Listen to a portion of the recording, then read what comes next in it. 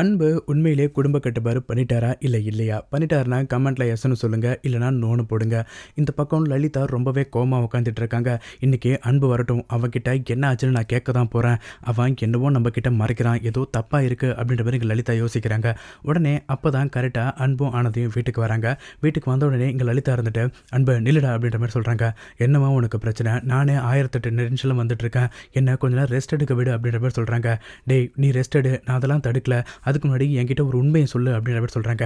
என்னம்மா கேட்க போகிறேன், என்ன உண்மை நான் உங்ககிட்ட சொல்லணும் அப்படின்ற மாதிரி இங்கே அன்பு கேட்குறாரு. உடனே லலிதா இருந்துட்டு வேக வேகமாக ரூமுக்கு போயிட்டு அந்த டேப்லெட்டையும் அந்த ரிப்போர்ட்டையும் எடுத்துகிட்டு வந்து அன்பு கிட்ட நீட்டுறாங்க. என்னடா இது, இதில் என்ன இருக்குன்னு எனக்கு இப்போ சொல்லி ஆகணும் அப்படின்ற மாதிரி கேட்குறாங்க.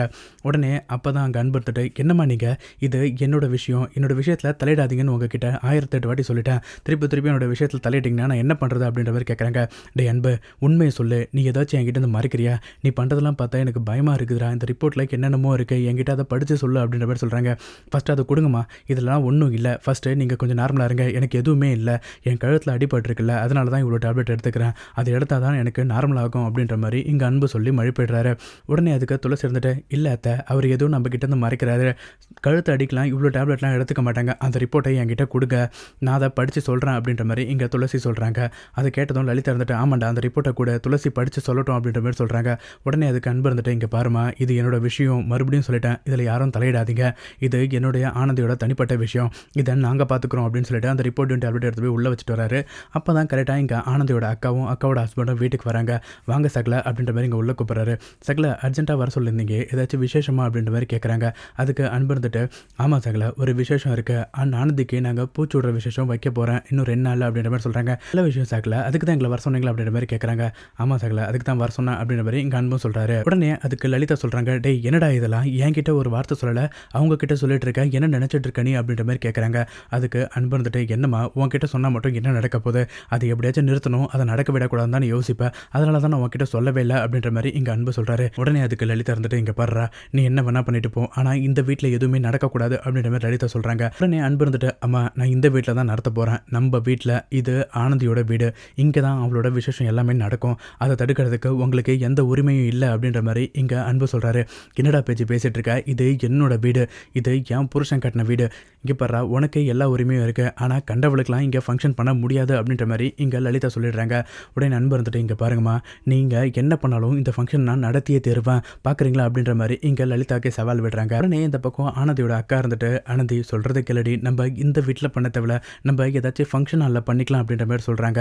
உடனே அதுக்கு அன்பு இருந்துட்டு, எங்கேயும் பண்ணணும், நம்ம இந்த வீட்டில் தான் பண்ணணும், இந்த வீட்டில் ஆனந்திக்கு எல்லா உரிமையும் இருக்குது, இந்த வீட்டுக்கு வர வாரிசு அது, அதனால் இந்த வீட்டில் தான் பண்ணணும் அப்படின்ற மாதிரி சொல்கிறாங்க. உடனே அதுக்கு லலிதா இருந்துட்டு, எக்காரணத்துக்கும் நான் அதை ஒத்துக்கவே மாட்டேன், என்னை தாண்டி நீங்கள் பண்ணிடுறா பார்ப்போம் அப்படின்ற மாதிரி இங்கே லலிதா சொல்கிறாங்க. ஆமாம் நான் இங்கே தான் பண்ண போகிறேன், நான் இங்கே தான் வைப்பேன், உங்களால் முடிஞ்சதை பார்த்துக்கோங்க அப்படின்ற மாதிரி இங்கே அன்பு சொல்லிடுறாரு. மறுநாள் காலைல விடியுது. மறுநாள் காலைல விடிஞ்ச உடனே அன்புக்கு போலீஸ் ஸ்டேஷன்லேருந்து கால் வருது. உடனே அன்பு அந்த காலை எடுக்கிறாரு. ஹலோ அப்படின்ற மாதிரி சொல்கிறாரு. அன்பு நீங்கள் உடனடியாக ஸ்டேஷனுக்கு வர வேண்டியது இருக்கும் அப்படின்ற மாதிரி சொல்கிறாங்க. ஏன் சார், எதுக்கு இப்போ நான் ஸ்டேஷனுக்கு வரணும், உங்கள் மேலே ஒரு கம்ப்ளைண்ட் வந்திருக்கு அன்பு, ஃபஸ்ட்டு ஸ்டேஷனுக்கு வாங்க, அதுக்கப்புறம் உங்களுக்கு எல்லா டீட்டெயிலும் சொல்கிறோம் அப்படின்ற மாதிரி அன்பு கிட்ட சொல்கிறாங்க. அன்பும் வேகமாக ஸ்டேஷனுக்கு போகிறாரு. ஸ்டேஷனுக்கு போன உடனே அங்கே ரகுவோட ஒய்ஃப் இருக்காங்க. போலீஸ் உடனே, இங்கே பாருமா, இவர் தானம்மா, இவர் மேலே தானே கம்ப்ளைண்ட் கொடுக்க வந்தீங்க, என்ன கம்ப்ளைண்ட் சொல்லுங்கள் அப்படின்ற மாதிரி சொல்கிறாங்க. சார், என் புருஷனை கொண்டது வேறு யாரும் இல்லை, இந்த அன்பு தான் அப்படின்ற மாதிரி ரகுவோட ஒய்ஃப் சொல்லிடுறாங்க. உடனே அதுக்கு அன்பு இருந்துட்டு, என்ன ரியாக்ட் பண்ணுறதுன்னு தெரியாமல், என்னம்மா சொல்கிறீங்க, உங்களுக்காக தான் நான் அவ்வளோ தூரம் இறங்கி வந்து குழந்தையெல்லாம் பார்க்க வந்தேன், நீங்கள் என் மேலே பழி போடுறீங்க, இங்கே பாருங்கள், அவன் நான் கொல்ல நினச்சது நம்ம உண்மை தான், நான் கொலை பண்ணலை, என் மேலே இந்த வீண் பழியெல்லாம் போடாதீங்க அப்படின்ற மாதிரி சொல்கிறாங்க. உடனே அந்த போலீஸ் வந்துட்டு, டேய் அதிகமாக பேசினேன், உன்னை லாக்கப்பில் கம்பி என்ன வச்சிருவான் அப்படின்ற மாதிரி சொல்கிறாங்க. நீங்கள் சொல்லுமா, நீங்கள் சொல்கிறத ஒரு கம்ப்ளீட்டாக எழுதி கொடுங்க, மற்ற எல்லாத்தையுமே நான் பார்த்துக்கிறேன், இவனை அடிக்கிற அடியில் உண்மை எப்படி நான் வாங்குறதுன்னு எனக்கு நல்லா தெரியும் அப்படின்ற மாதிரி அந்த போலீஸ் சொல்கிறாரு. உடனே ரகுவோட ஒய்ஃப் இருந்துட்டு, சார் ஒரு நிமிஷம் நான் சொல்ல போகிறத முழுசாக கேளுங்க, அதுக்கப்புறம் நீங்கள் என்ன முடிவு எடுத்தாலும் எனக்கு கவலை இல்லை அப்படின்ற மாதிரி சொல்கிறாங்க. உடனே அந்த உடனே போலீஸ் இருந்துட்டு, சொல்லுங்கம்மா அப்படின்ற மாதிரி சொல்கிறாரு. உடனே ரகுவோட ஒய்ஃப் இருந்துட்டு, இங்கே பாருங்கள், இப்படிலாம் சொல்ல சொன்னது என்ன அந்த அரவிந்தும் கருணாகரனும் தான் அப்படின்ற மாதிரி சொல்கிறாங்க. உடனே அதை கேட்டதும் போலீஸ் ரொம்பவே ஷாக் ஆகுறாங்க. என்னம்மா சொல்கிறீங்க, கருணாகரனும் அரவிந்தமாக இப்படி பண்ண சொன்னாங்க, இந்த கொலை பண்ணது அப்போது இவர் இல்லையா அப்படின்ற மாதிரி கேட்குறாங்க. இல்லை சார், இவருக்கும் அதுக்கும் எந்த சம்மந்தமும் இல்லை, இங்கே பாருங்கள் காசு, இதை நேற்று என்கிட்ட கொடுத்து நீங்கள் அன்பு மேலே இந்த கம்ப்ளைண்ட் கொடுக்கணும் அப்படின்னு சொல்லிட்டு அவங்க 2 பேரும் தான் இந்த காசு என்கிட்ட கொடுத்தாங்க, அதுக்கான சாட்சி தான் இது அப்படின்ற மாதிரி அந்த ரகுவோட ஒய்ஃப் சொல்லிடுறாங்க.